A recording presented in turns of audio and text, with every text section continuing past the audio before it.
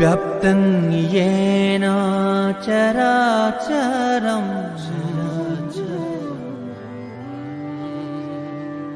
तत्पदं दर्शितं येन तस्मै श्री गुरवे नमः।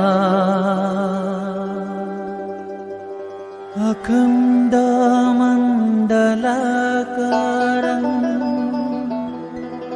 व्याप्तं येन चराचरम्